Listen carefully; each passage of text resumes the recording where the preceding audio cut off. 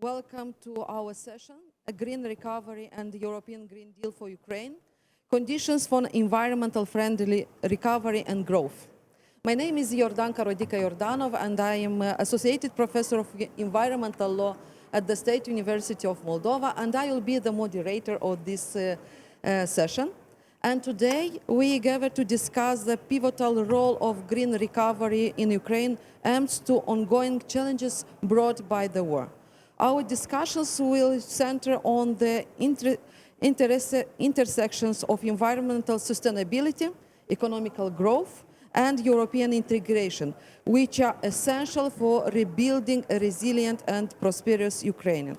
We are honored to have a panel of esteemed speakers who bring a wealth of expertise and dedication to this cause.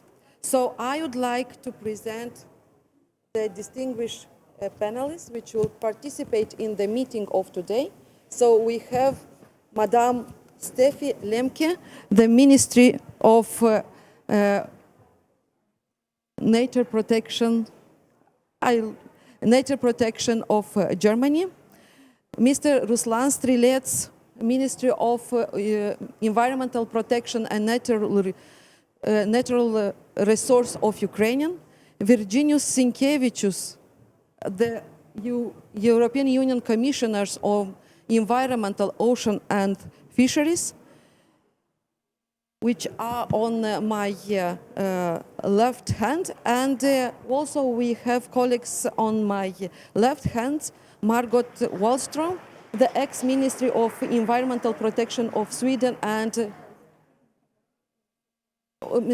Ministry of Foreign Affairs, and the co-chair of the working group which has a dedicated role to elaborate the new strategy for green recovery of Ukraine, and Mark Beaumont,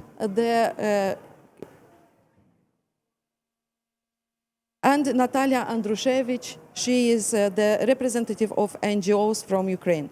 So our sessions will be divided in a few parts. We will have the short statement from our distinguished panelists. After that, we will raise some questions to have more interactive discussions. And in the last part of the sessions, we will start with asking questions from the audience.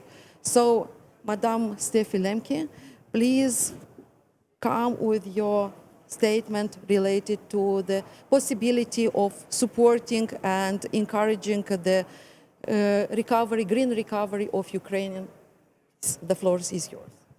Yes, thank you, Frau Jordanov. Thank you, Ms. Jordanov. I'm going to speak in German. And is it working? Yes, thank you. I think that those of us who are not living in Ukraine have a hard time imagining what the suffering of the people is like at this very moment. People are dying. Civil infrastructure is being bombed, civilian infrastructure, and children are growing up without their parents. I think that in this situation it is very difficult but important to talk about the environment, because we know when we want to address Ukraine's recovery and if we want to send this important signal to the future, then we also have to talk about the environment, because at this moment, wastewater supply, drinking water supply is limited. It is not available to many people, and we know that this is vital infrastructure. If we want to build up this infrastructure, we have to address this from the outset. So we will be well advised to consider these aspects from the beginning. And we also have to consider, and of course Ukraine knows this very well, that the soil is contaminated, that there are contaminated sites everywhere, and that water and air quality is also affected. So therefore we have to use environmental technologies to remedy these sites that are so heavily affected and to build up a life in dignity we also have to address the need for a environmentally sound reconstruction. And we talked about this in Kiev last autumn at the conference for United for Nature, United in Justice. Together with Minister Strilets, I advocated that we address these issues as we are today, these issues of environmental infrastructure, because they mustn't be ignored. Of course, at the moment, the focus is very much on security for the Ukrainian people. This is an absolute priority. So we are talking about basic services, about drinking water in particular, and energy. As the Environment Ministry, our support primarily focuses on absolutely necessary infrastructure, on emergency measures in the field of infrastructure. And I hope that in this way we are able to improve the provision of basic services to the people. Another focus we have is on recording damage, on preventing damage. And for the long-term reconstruction of the country, we have to address further aspects. I believe that the rule of law, anti-corruption measures, and good governance are very important when we talk about the EU's accession process. These will be very important aspects to consider, and we will hopefully be able to provide support in this area, because the success of recovery will also depend on the way we address climate and environmental aspects. And we have to address financing questions from the outset. Water supply, wastewater management, energy supply, but also intact ecosystems. This is what we need so that we can provide essential services that are so important to people's health and security, but also to economic competitiveness. I am delighted that Ukraine is given this prospect to accede to the EU, and that this concrete accession prospect has been granted. The accession process will require much effort, of course, because if Ukraine wants to join the EU, and it also has to transpose and implement the EU's legislation. And to get prepared for this, we know this from our colleagues in the Ukrainian Environment Ministry. We know that this process has begun, but this remains a great challenge nonetheless, and it will require a lot of effort and investment. So therefore, we need to invest today in a way that follow-up costs should be avoided from the outset, and stranded assets should be avoided.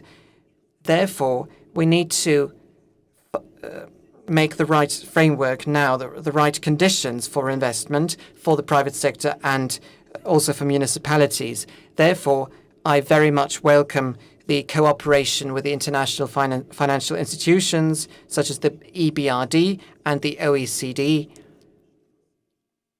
And this cooperation is now underway. The destruction in some regions of Ukraine is catastrophic. Financial resources are limited. Therefore, in the EU accession process, we should focus from the outset on the indispensable infrastructure, on health aspects for the people, environmental aspects that are of particular importance to the people. We should integrate these aspects and into the debate, and we also need to include civil society. We are going to continue our support for Ukraine. This is a very important priority of my ministry, and therefore I'm thankful for the environment platform which we are able to build up now. We were able to sign the MOU just a few minutes ago, and therefore, this is my last point, I'd like to thank OECD, UNEP, and UNECE, who are developing the platform and executing it. My ministry plans to support this platform with 5 million euros. So this is intended to be an important contribution. Thank you for launching this initiative today. Thank you. Thanks a lot, Madame Lemke, Federal Minister of the Environmental, Nature Conservation, Nuclear Safety and Consumer Protection. And indeed, Germany is taking the pioneer role in supporting Ukraine, and we wish that this role will be extended and we will have more and more supporters and people who will support not only financially but also through the expertise with consultations and be directly involved in the recovery. So we already have Mr. Strelets on online connection, and I would ask Minister of Environment Protection and Natural Resources of Ukraine, Mr. Ruslan Strelets, to take the floor. Please. Thank you, Excellencies, dear friends, ladies and gentlemen. Ukraine has been fighting for European values and assessing environmental damage for more than 2 years now. Today we have recorded more than 5,000 cases of environmental crimes for more than 58 billion euro. We are counting this track. We continue this track. After all, we have the issue to fair bill to the occupants. Today, Ukraine is the most mined country in the world, and it's a big challenge for us. 156 square kilometers have been mined. This is a half of Germany or the area of the whole Greece. Ukraine has 30% of the biodiversity of the whole Europe. How to restore what nature has been creating for hundreds of years? This is a rhetorical question. There is no such a money in the world that can restore it. Our environmental, unfortunately, is a silent victim of the war. Nevertheless, together with the Prosecutor General Office, we continue our track under the umbrella of peace formula of President Vladimir Zelensky. Moreover, here I would like to highlight Germany for supporting Ukraine in this track and co-chaired the work on point 8 of peace formula. I would also like to thank Finland and Bulgaria for taking the leadership position along with Germany. I want to thank Margot Wallström, who is presented on the panel today, for the environmental compact for Ukraine, developed within the framework of the peace formula. 50 recommendations that should become the basis for the green post-war recovery of our country. All of this show that despite the war, we are already thinking about environmental restoration and accelerating our European integrational process. We care about future. The future of Ukraine should be green, modern, with the best available technologies, with sustainable use of natural resources. This is what Ukraine should be like after the victory over Russianism. To achieve this, we as a country that aspires to the EU have come a long way in these 2 years, have been approved 12 environmental laws and been launched a number of reforms. Last year, we launched the waste management reform. We have streamlined the system of debris management. Today, Ukraine has more than 650,000 tons of such waste. Was carried out a forest reform. Today, the forest of Ukraine is one of the most efficient state-owned enterprises in the country.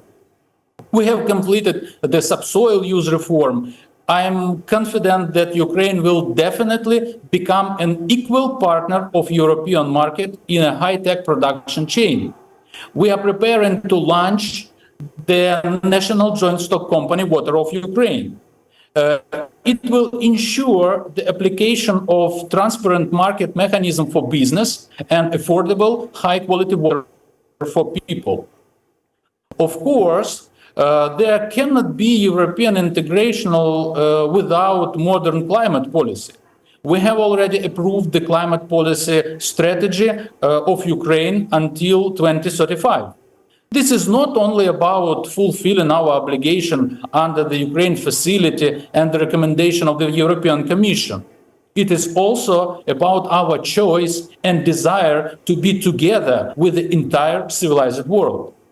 Thanks to the support of the German government and relevant projects, last October together we opened the climate office in Kyiv.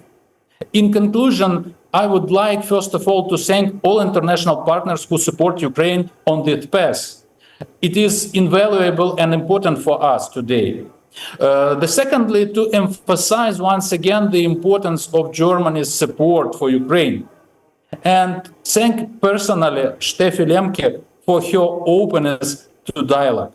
Thanks to government of Germany, Ukraine has had a high level of representation at COP27 and COP28 climate conference for 2 years in a row. This invaluable help keeps everyone focused on the Ukrainian agenda. Thank you very much, and glory to Ukraine.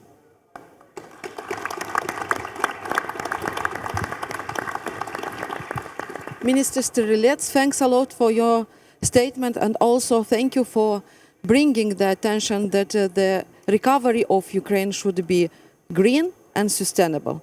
So now I will pass the floor to Mr. Virgilius Sinkevičius, the European Union Commissioner for Environment, Oceans and Fisheries. Mr. Sinkevičius, the floor is yours. Thank you very much. Thank you, and yeah? Oh, okay, excellent. Thank you very much, and good afternoon to all. It's my pleasure to be here.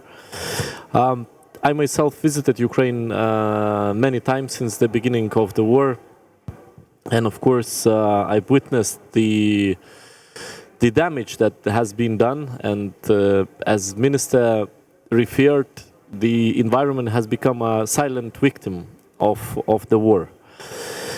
And I'm sure that everyone here can agree that in order to win this war, Ukrainians need the prospect of a brighter future. And that bright future, of course, needs to include durable prosperity, better health, a higher quality of life, greater resource autonomy with an end to dependence on undesirable partners.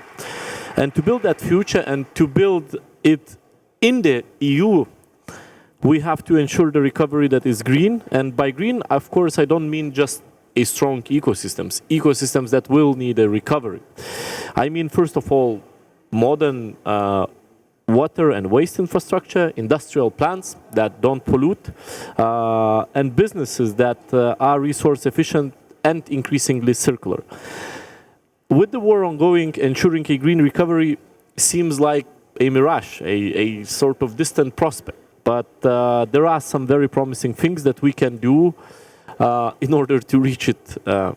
So first of all, there is the ongoing EU accession process of Ukraine. And this means that over the next few years, Ukrainian law will be progressively aligned with the EU's body of environmental safeguards, which are the cores of the strongest in the world. And that means that all donors, all investors, be they from Europe or further afield, international financial institutions, companies, will all have to meet these standards when they put recovery projects in place. And all EU legislation is relevant and important, but we can still make some elements as a strategic priority. So one key piece of the puzzle will be the requirement to carry out assessments on the impact on environment. It's essentially to apply these requirements properly to mainstream durability. I can think of several other elements of the EU axis that could be prioritized to ensure to facilitate sustainable investments. A taxonomy for green private investments is one example. The do no significant harm principle is another one. And there are also green public procurement rules. So we really should ensure that all the legislation is put in place as soon as possible. And of course, we also need to ensure that these values are shared. And that means getting all the key players around the same table as important. So I very much welcome, and Minister Lemke, she just mentioned, the launch of the Platform for Action of the Green Recovery of Ukraine by UNEP, the OECD and UNEC. Another item, what's vital for mainstreaming sustainability is ensuring that political structures reflect the whole of government approach. That cannot be the business of ministers of environment only. We need clear and and oversight of the recovery to ensure that civil servants in departments for housing, transport, energy, and environment speak to each other and compare notes as regards the green recovery. Let me also mention one initiative that is very important, the new European Bauhaus initiative launched by the European Commission, by the President herself in 2020, to connect European Green Deal to our daily lives and to bring a cultural and creative dimension to the transition. So the new European Bauhaus is active on many levels to support and prepare a sustainable, inclusive and quality reconstruction in Ukraine. I'll stop here, but I'll be very happy, of course, later to come back on any of these points. Thank you. Thanks a lot, and thanks a lot. And indeed, it's very important to have all players involved in the green recovery. It's not only responsibility of the Ministry of Environment, and also it's very good to come with the new initiatives and the joint statement of today's and the Bauhaus, which was presented by Madam President. It's very useful tools and need to be developed and applied. Now we will ask Madam Margot Wallström, co-chair of the high-level working group of the environmental consequences of the war and former Swedish Ministry of Foreign Affairs, to come with the statement. Thank you. The floor is yours. Thank you very much. And I would like to say thank you to all of you staying on this late on the heavy first day of this conference. And I guess it is because you have understood that we have to deal with and get rid of the misconceptions that the environmental issues can be dealt with later on, that they are a luxury, or that it's an add-on.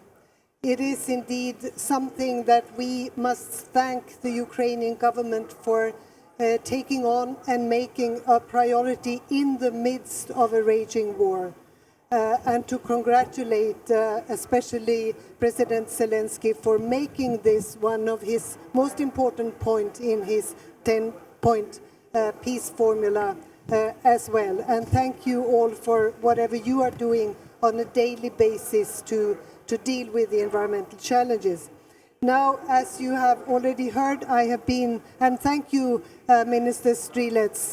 It is the Environment Minister that never sleeps, a very hardworking guy that is now with us on the screen. And thank you for your hard work as well, and your the partnership that we've had also in working on this so-called environmental compact for Ukraine.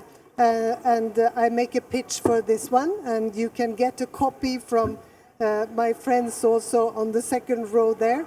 If you need one here, it is also online, of course. And for 1 year, we've been working on this compact, and it is a high-level working group that has included, of course, high officials from the Ukrainian side, but also international personalities.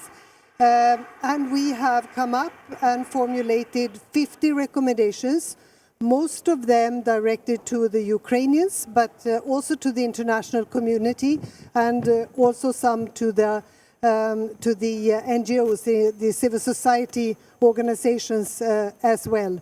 And we, of course, are interested in continuing to make sure that these are implemented.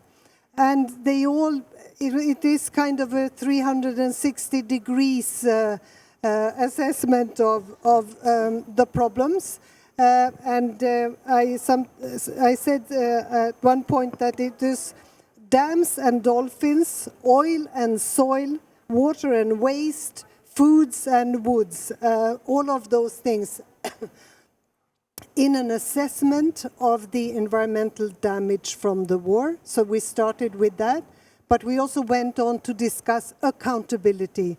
how do we make the Russians pay for their war crimes? Because it is already a war crime to attack the environment. And thirdly, we have also been looking at the recovery part, the reconstruction, building a greener and better Ukraine.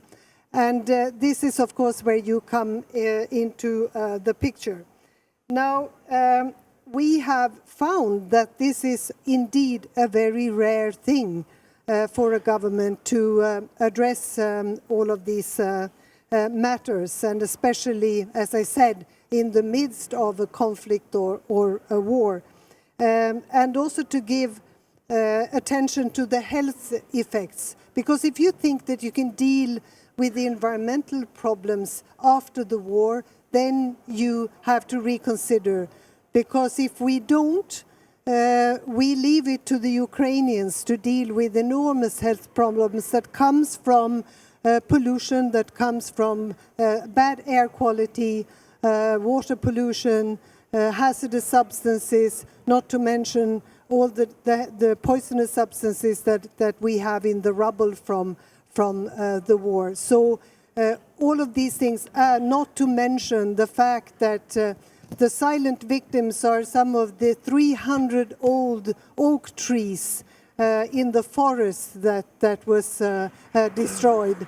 And I think that this is important to understand, because Ukraine has 35% of the biodiversity in Europe. So this is a richness that we cannot even fathom as it is today.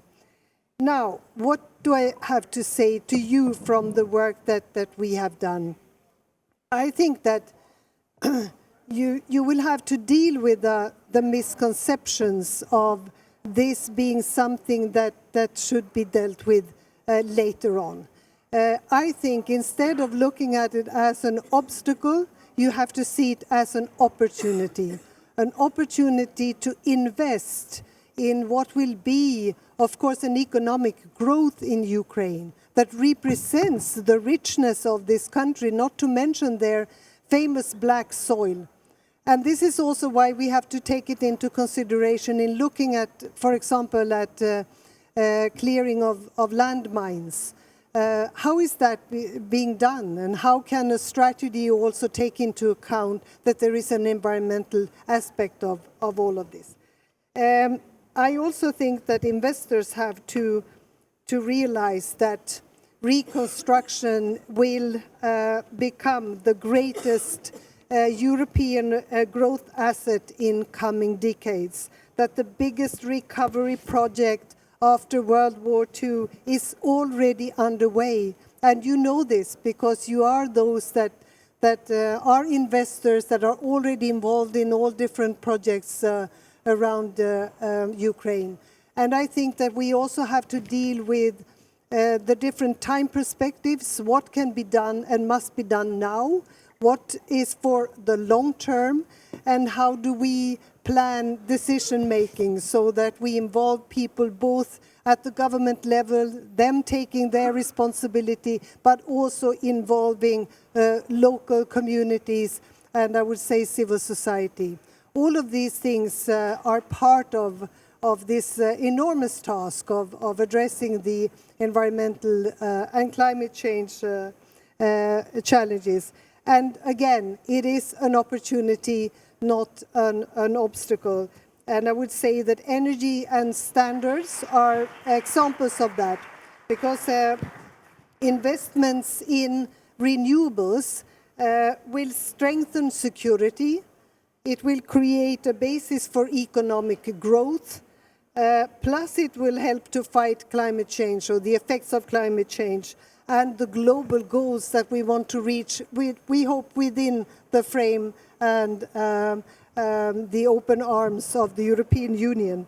And when it comes to standards, which is another example, is of course that business, I think, hesitate because they don't know what standards will be valid when tenders come out. But I think in standards, we understand, they ensure, of course, both safety and quality. They promote sustainability, and they remove barriers to trade. And I think it's important not to wait for everything, and business have to be proactive rather than wait for the standards to come out. So this is the challenge that Ukraine has and deals with at the moment. Simultaneously fighting a war, rebuilding and moving towards the membership of the European Union. But these processes, they have a common goal. They have an independent, green, modern, I would say also democratic country integrated into the climate neutral European economy. And that's such an amazing thing that we can take on together. Thank you.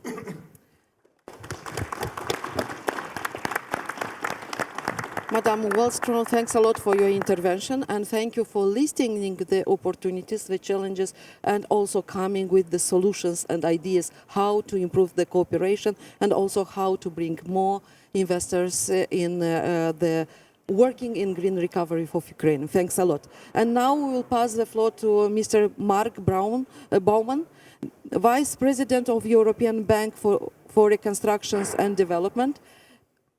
Mr. Baumann, the floor is yours. Thank you very much. It's a real pleasure to be here, and I mean, I'm obviously going to agree very much with what's been said by the previous panelists. The importance of this agenda, the importance of acting now, and this is not an issue for the future. This is an issue that is incredibly relevant now. It's important to support Ukraine, support the environmental infrastructure during wartime, as well as laying the foundation for Ukraine's green and environmentally friendly recovery. And this is an opportunity. This is about building back better. This is obviously a very important part of EU integration. But I think one of the things that has very much struck me has been the commitment from the Ukrainian authorities to this agenda, and I very much commend that. Now, the EBRD is very active in Ukraine. We've stepped up our support to Ukraine since the beginning of the war. We've invested over 4 billion euros in Ukraine since February 2022.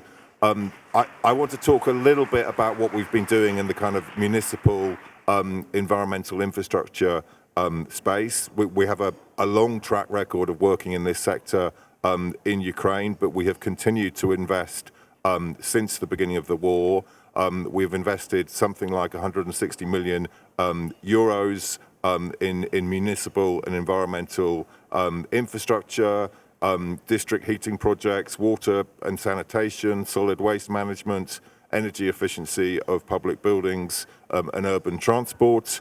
And I'm pleased that in the context of the URC, we're committing another 140 million of financing to support several municipalities across Ukraine. Obviously, as we all know, and we've all been hearing in the context of today, the enormous challenges being faced by municipalities, the incredibly difficult situation, the kind of destruction that's being faced. I think the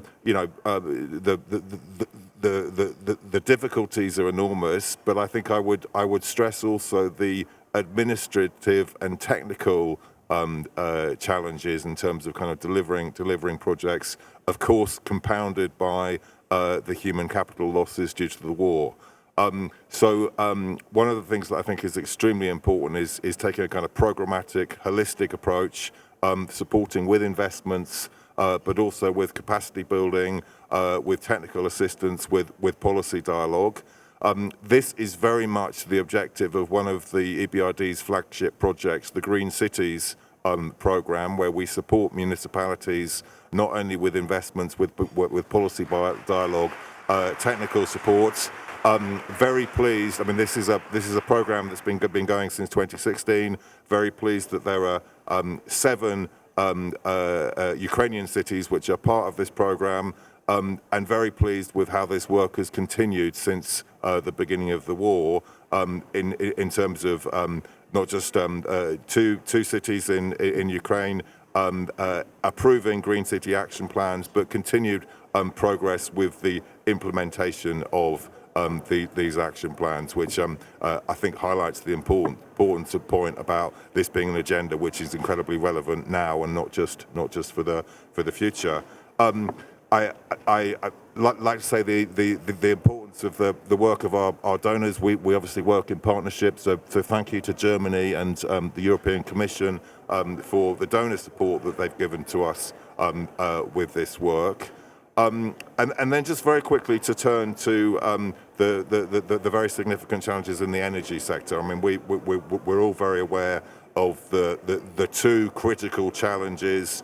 The emergency response to the appalling devastation to kind of sustain electricity, heating, to sustain that through the winter period, but also the challenge of accelerating the energy transition to a renewable energy based system. These are parallel challenges, but of course progress with renewable energy can support the emergency situation. Particularly where there are projects that can quickly become deployable. It can, as I think we've heard already, add to energy security in terms of the distribution, the distributed power generation, which makes sense in terms of energy security. So very pleased that this week we have announced an equity investment of 59 million euros in a renewable energy joint venture to construct and operate new electricity generation with Goldbeck solar investment. And the aim of this project is the construction of over 500 megawatts of new renewable energy production facilities, mostly solar. I know we're short of time, so I'll bring this to a close. But I hope that I've given you a flavour of what it is possible to do in the current situation and the importance of acting now, and as you say, not just leaving this issue for the future.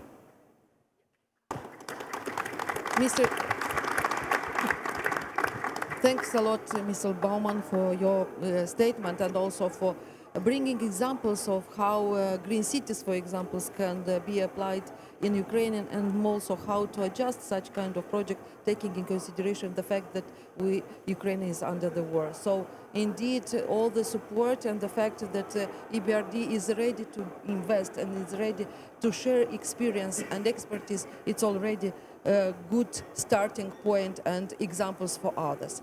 We discussed today quite a lot about the involvement of municipalities and the civil society. So now I would like to pass the floor to Madame Natalia Andrushevich, Chair of the Governing Body of the Resource and Analysis Center, Society and Environment. Natalia, the floor is yours.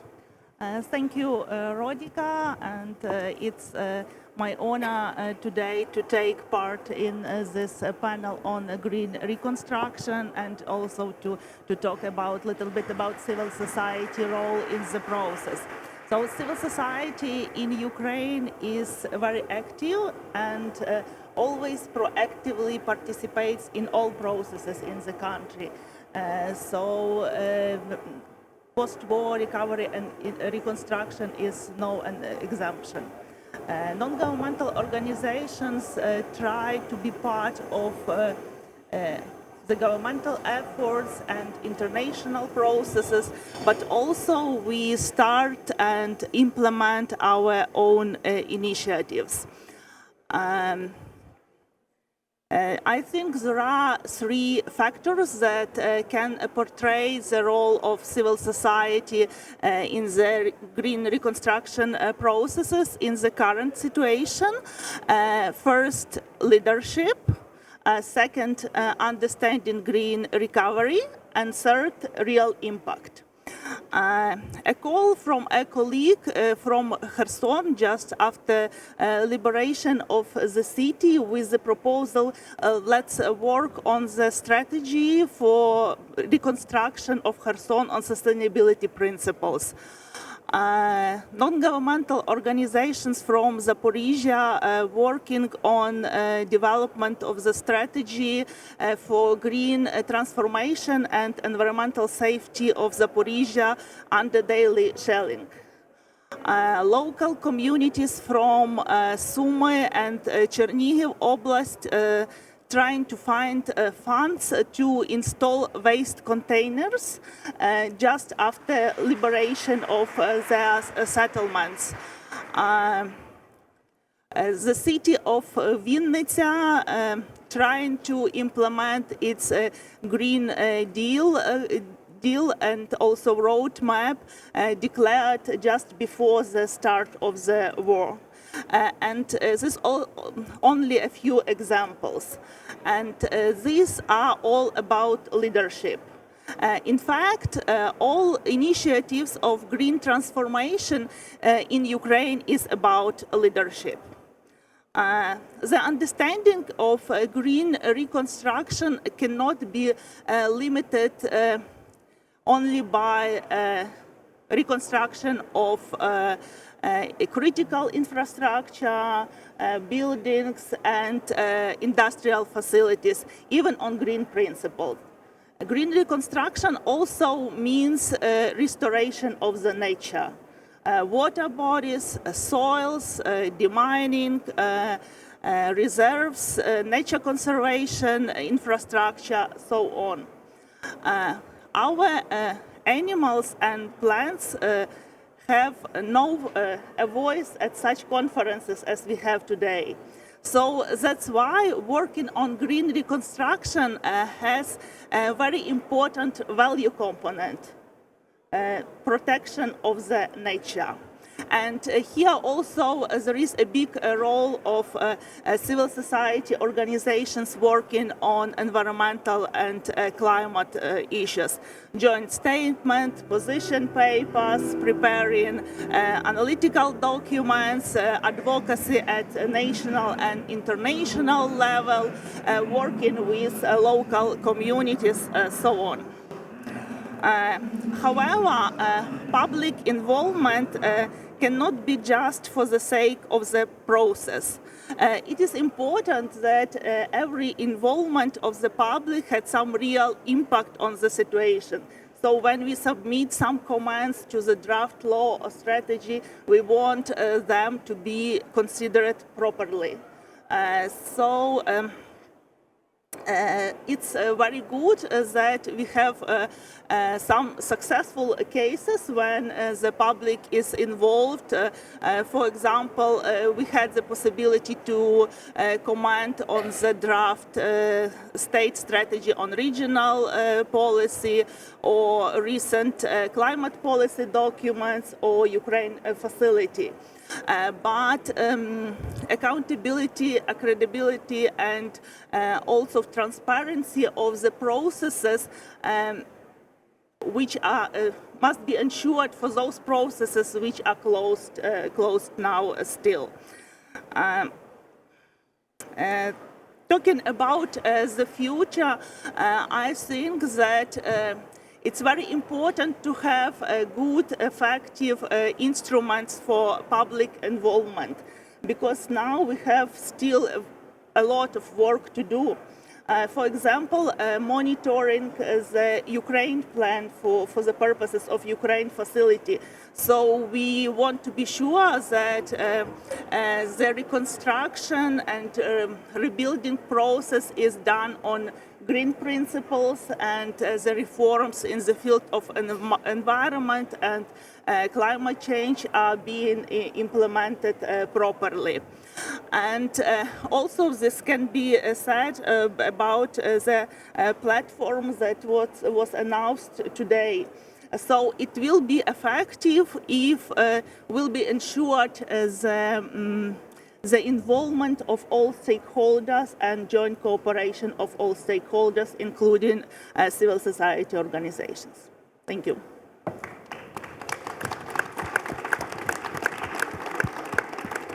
Thanks a lot, Madam Andrushevich, for all your intervention and for the sharing with us experience of NGOs in so complicated period, and also your wish to continue and the participation in the recovery of Ukraine. Now we finalize with the first part of our session, and now I would like to raise several questions, but I understood that Madam Minister would like to leave us. So we would like to bring our thanks to her for all her participation and also for hosting this big conference and taking care of all the good participation statements and discussions. Thank you for all your support, and also thank you for participating actively in supporting Ukraine and also for donating, so bringing financial support. Thanks a lot. Thank you. Thank you. Dear colleagues, I will have one direct question oriented to Mr. Strelets, if you allow, and later all the questions will be launched to all speakers. So, Mr. Strelets, in your opinion, what investment projects related to environmental protection could be attractive to investors already today? Thank you, dear Rodika, for this question. I would conditionally divide the opportunities for investors into 5 blocks. I briefly outlined them into my intro. The first is, it is 207 household waste treatment plants, 12 hazard waste treatment plants, and 27 modern landfills. The total cost of investments, even today in Ukraine, it's absolutely possible. The total cost of investments in this field is almost 4 billion euros. The second issue is the forest of Ukraine. In this area, Ukraine has moved to new standards. I can say that these are highly profitable investments, totaling about 8 billion euros. I am talking first of all about investments to buy and to use the harvesters, forwarders, and to invest to processing of Ukrainian timber. The third issue is water. Today we are preparing to establish the national joint stock company, which name is Water of Ukraine. We understand that investors will have a case for investments of at least 1.4 billion euro. And first of all, we understand that this is absolutely relevant issue, how to bring, how to make the transparent investment into the water and how to bring the investor the possibility to invest. Because in many cases, we understand that investment in water, it's not very understandable how to get money back for investors in this investments. The first issue is subsoil use.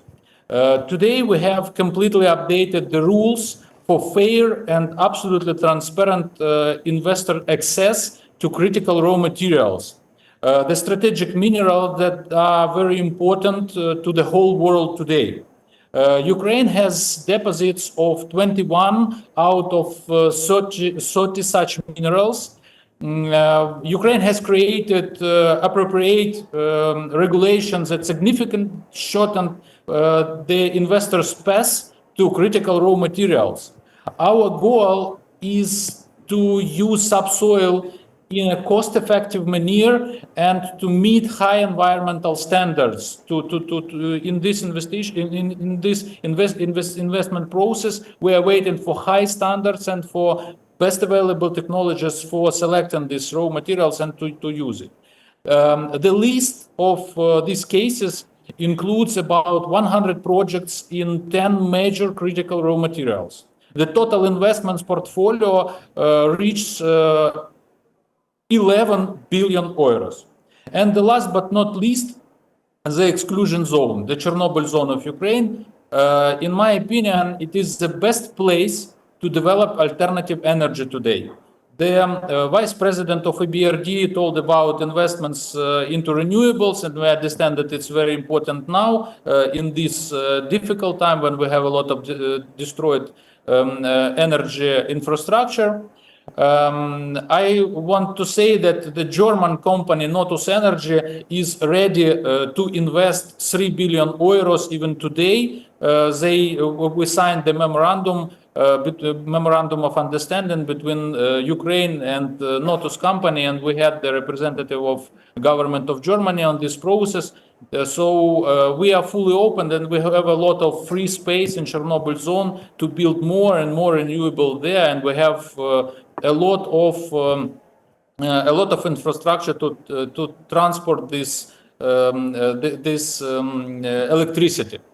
So in conclusion, I would like to encourage everyone to invest in Ukraine, to all investors, and thank you for your attention. Thanks a lot, Mr. Strelets, for your list of possible investments, and I think additional to what you mentioned, also the environmental compact just presented by Madame Wallström could be also used for those who are interested to make investments in Ukraine and also to understand the rules and the possibility of such investment. But in the same time, I had the questions to all of you. From your perspective, what are the current obstacles to invest in environment-related infrastructure in Ukraine? Mr. Sienkiewicz, do you have an idea or to start the discussions on this topic? Well, Thank you. I'll try to be brief as we running out of time. But first of all, of course, it's war itself because if we want, to investments to be sustainable, the war has to stop so that there would be also a trust and we could start a full recovery of Ukraine. Secondly, then because of the war, private capital is of course not feeling, secured enough or don't have insurances to invest. And without the private capital and without blending public and private, of course, recovery is very difficult to do. I would like to praise the work of the minister and the government of Ukraine because they're doing a lot of work in really putting together and reforming Ukraine environmental acquis, bringing it closer to EU. I think this sort of framework and clarity is a good homework which needs to be done so that as soon as war is over, as soon as Ukraine wins this war, we can start a full recovery of Ukraine. Thanks a lot.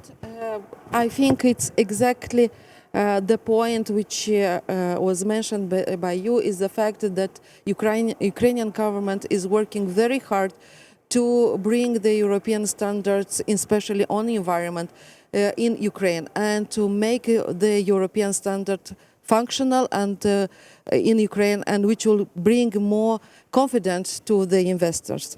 But in the same time, I would like to ask Madame Wallström, from your perspective, how can international partners, including the business sector, contribute to build a green economy in Ukraine, particularly in the areas of which you just mentioned in your statement, by clearing the landmines, debris management, and to rebuild the infrastructure, from your perspectives?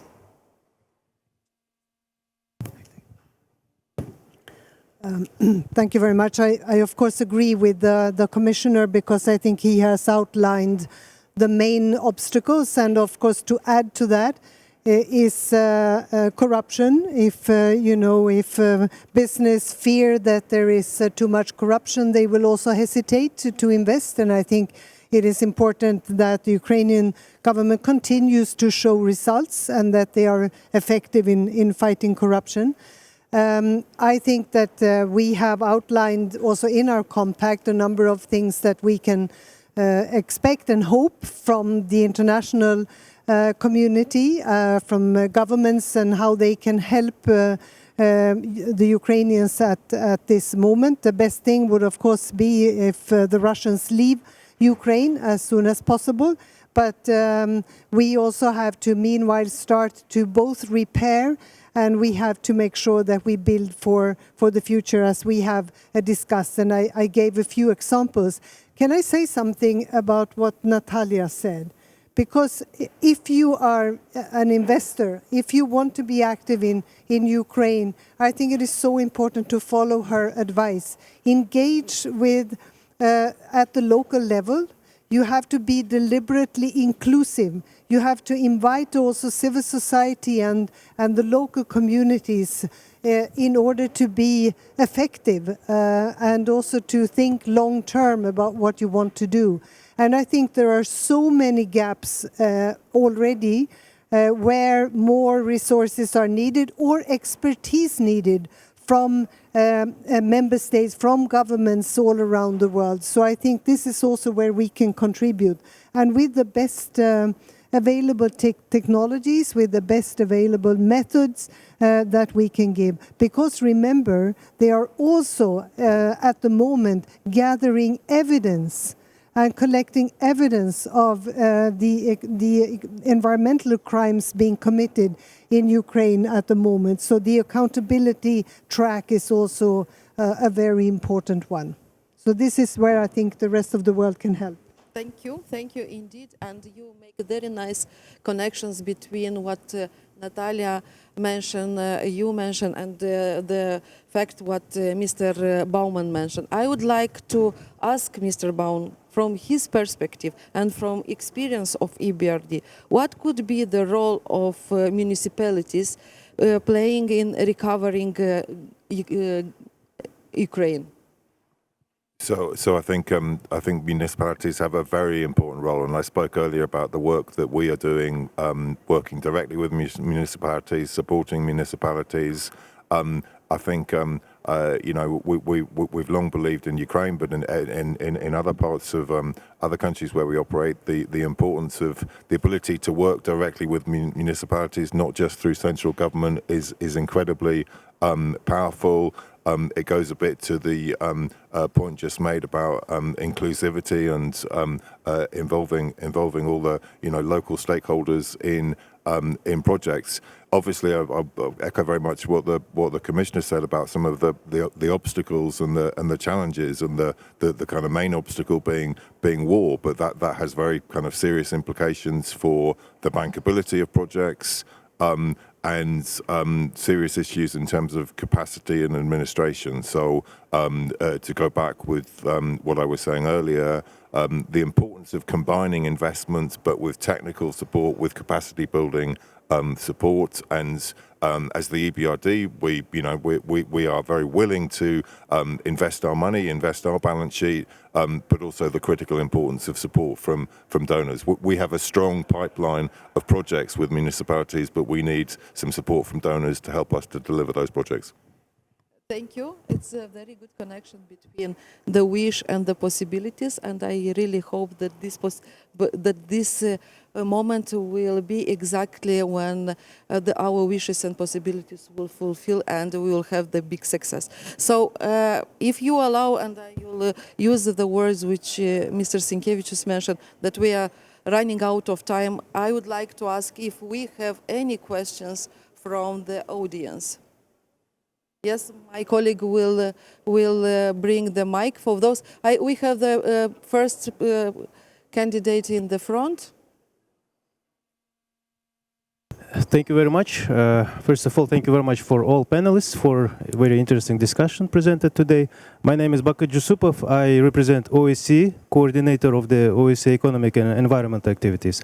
I have not strictly the question, but just a comment, and I just very briefly, and I understand time constraints, the perspective of the OSCE, which we are doing. OSCE is indeed very much committed to support Ukraine in assessing and addressing the most pressing consequences of the war, namely the environmental degradation, energy security. In this regard, we have been implementing a project assessment of the consequences of the war against Ukraine. We have shared the full report of the project with national authorities, and it was published just recently on March, the summary of the project with concrete recommendations. Now we go into the in-depth thematic analysis, data management, and the capacity building of the national authorities, Ministry of Environment of Ukraine, civil society representatives, and international partners in this regard. For example, we have chosen the hazardous industrial and energy facilities, water management, it was mentioned today, also both transboundary and the drinking water, and the disaster risk management. We do it in coordination and in jointly work with our support program for Ukraine, which was launched in November 2022. With regards to the initiative which was launched today, of course, we very much welcome, and we are ready to contribute, and we are already contributing to the efforts of the UNEP, UNECE, OECD in tackling this challenge, and we are ready to provide any assistance also on the framework of the Green Recovery Platform. I thank you. Thanks a lot. Yes, we have another. Thank you. Also, small comment, maybe proposal from the side of WWF Ukraine. My name is Valeria Kolomiyets. We very welcome launching of this green recovery platform, and also we will contribute on work of this platform. So I have a first proposal to work, maybe example of rebuild or not rebuild Kakhovka Dam. It's a good topic to discuss for the start of working of this platform, because it's a good opportunity to bring together not only civil society, not only officials, but also some donors organizations, some scientists and local communities, and maybe to work on some other alternative decisions for this region. Thank you. Thanks a lot. We took note. Yes, we have.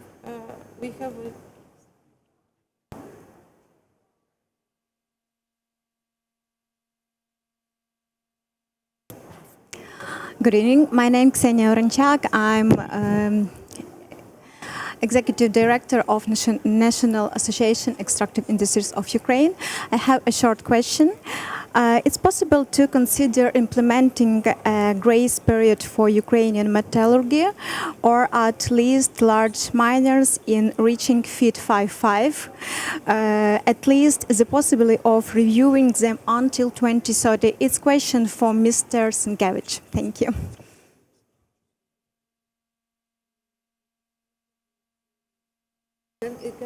Can you repeat again? Repeat again? Okay. It is possible to consider implementing a grace period for Ukrainian metallurgy, or at least large miners in reaching FIT 5.5, or at least the possibility of reviewing them until 2030.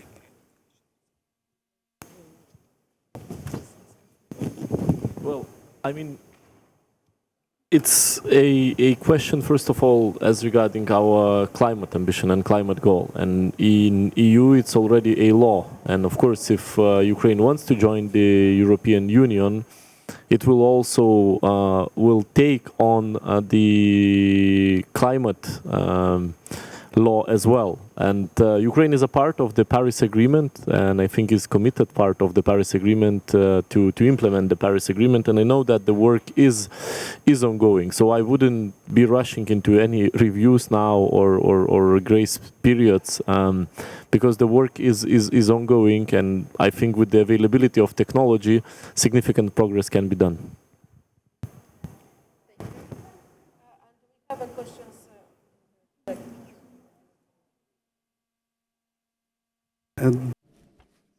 Good afternoon, Ivan Pankiev, President of the National Association of Advisory Services of Ukraine. I want to thank you for a possibility to be here and to discuss this subject. I want to thank our partners, the advisors, the ECO-D in Ukraine. We have two wonderful Maria ladies here. Any policy is very important to preserve the environment, to preserve people who work in this environmental sector, and so that the consumers of any product be healthy and wealthy of any products that are environmentally produced and other producers. Thank you. I was very happy to be with you together. And we also thank you for your participation. Yes, we have another. Natalia. Hello, I'm Natalia, Greenpeace. I would like to have a question also for Mr. Sinkevičius. So, as you may know, environmental impact assessment procedure in Ukraine is really limited, as well as the access of civil society to the state registers, to the mapping of forest cuts, for example, the forest logging processes is also lacking access of civil society. And do you see in the now in the current situation of war with such weak access, including to the environmental impact assessment procedure, the further progress in this block, or this there are more chances that this part of legislation would be delayed further? Thanks. Well, I think, this is extremely important part of legislation, environmental impact assessment, first of all, which is crucial for accession of Ukraine. It's one of the key legislation when you look at the environmental chapter. So, of course, it will have to be implemented, and I know that the ministry is doing a lot of work as regards that. I think one of the key matters as regards the environmental impact assessments to integrate it into the reconstruction efforts, and that can help a further implementation of the environmental impact assessment. As regards the transparency, we always welcome a greater transparency on a different matters, but for me it's very difficult to comment, because of course I'm not an expert on the transparency of the forestry register and so on. Again, as I understand, the system is there, but of course the details on transparency, I'm not an expert to comment.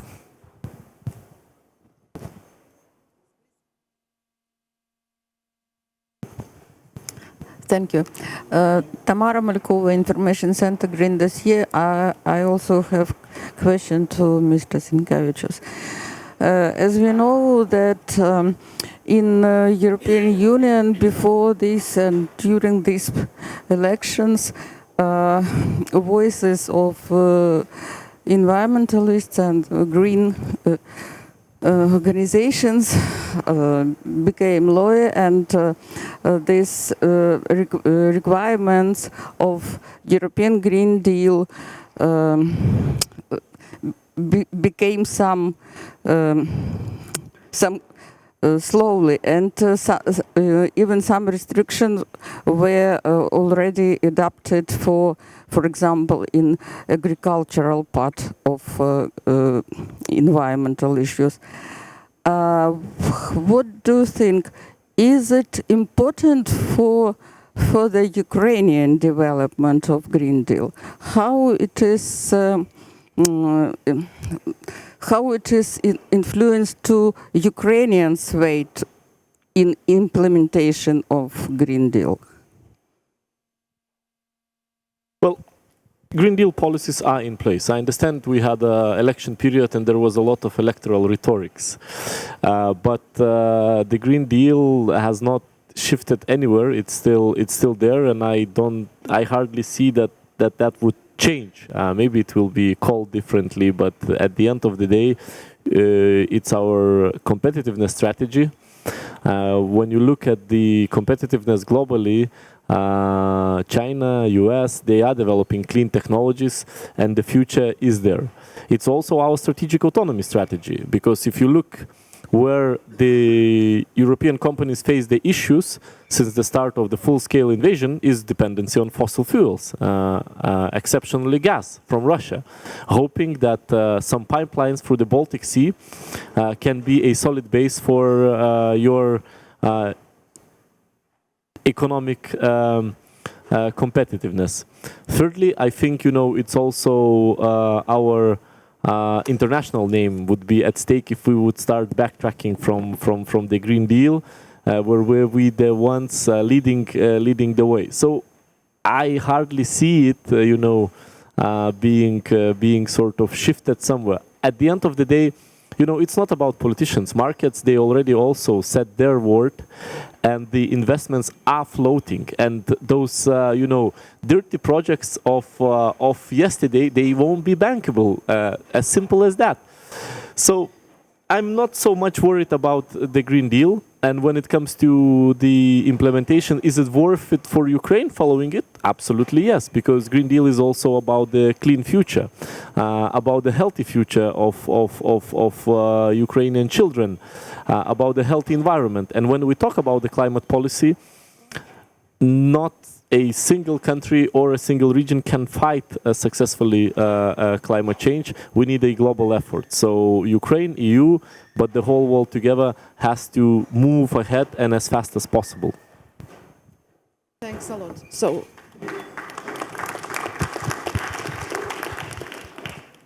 dear colleagues, I would like to bring our thanks to all speakers. Thank you for your dedication. Thank you for your professionalism, and also for the fact that you accept our invitation. And thank you for those who raise questions and are interested in environmental or green recovery of Ukraine. And I would like to invite or to pass the invitation to all of you to the reception, which is organized by the President of Germany. And the meeting, just 2 seconds, I will tell you that the reception, it's exactly not far from here, and it's already started. So sorry for taking you too much time here, but it was a very interesting meeting, and thank you for all your interventions. Good luck, and let's hope that we will have more and more partners in joining the joint statement. Thank you. Thank you.